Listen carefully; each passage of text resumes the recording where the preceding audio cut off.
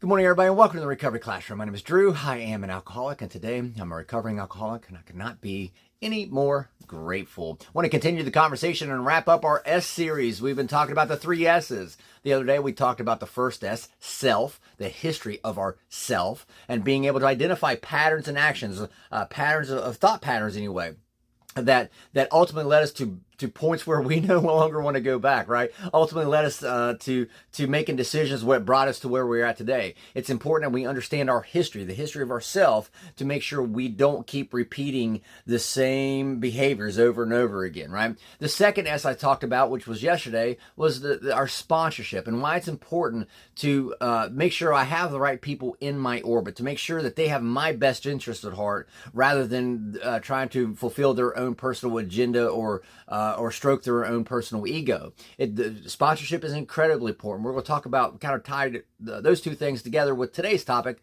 the third and final S, which is support. There's one of my favorite sayings in the rooms of Alcoholics Anonymous. The good news about AA is you get a whole new set of friends. The bad news about AA is you're looking at them.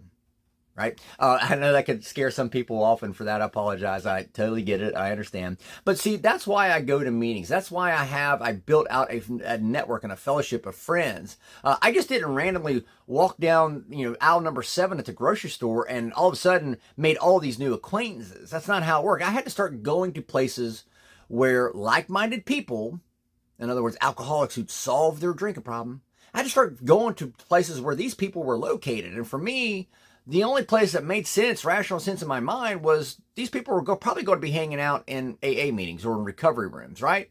So it made sense to go and hang out with these people and talk to these people, to start building friendships, and to start gaining insight and information on how they recovered from a seemingly hopeless state of mind and body, so I could take that home and start using it for myself. But more important, even a little bit further beyond that, that was how I started building my friendships, new friendships with people who the Big Book says I otherwise wouldn't normally mix with. I started building friendships and started strengthening and fostering and nurturing relationships that I didn't even know existed. Could exist, to be quite honest with you. Don't get me wrong. The friends I had back when I was still drinking, a lot of those friends, they're still my friends. They're those friendships that I had, even back when I was still in madness, they're not necessarily bad friendships. They're sure as hell not bad people. But I had to look at it from this perspective. It's like our parents telling us to get out of the pool whenever we were younger. We'd always want to go back and keep our toe, dipping our foot in the water. When it was time to get out of the pool and dry off and go home, we always want to go back and dip our toe in the water.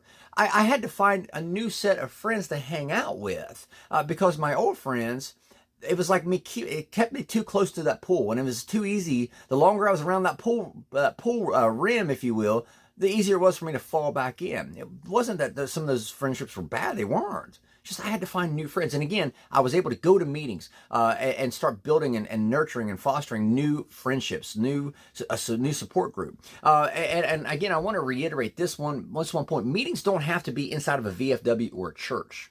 They can be at a Waffle House. It's important you have meetings, you regularly schedule meetings with your new group of friends periodically. Talk to them regularly throughout the week. There's many times I've just talked to some of my friends that are in recovery just on the phone. I always try to make it a point to see them at least once a week, whether in a formal meeting or at a baseball field. Me and some of my friends, we've been meeting at baseball fields here the last couple of days. But there's another side to that support that we tend to miss. And this is where I want to bring it all home, wrap it all up.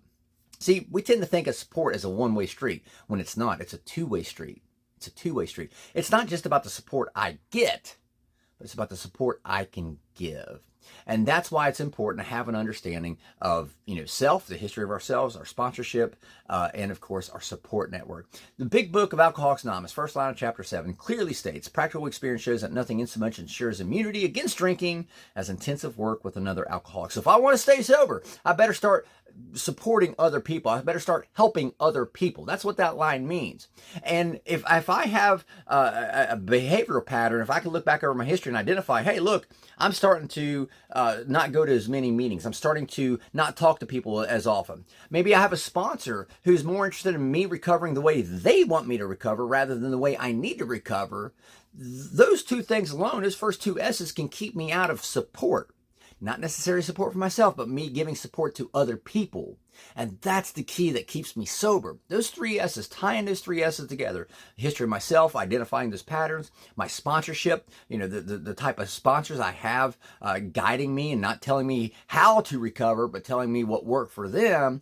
And then, of course, maintaining a support network, not just for me to get support, but for me to give support.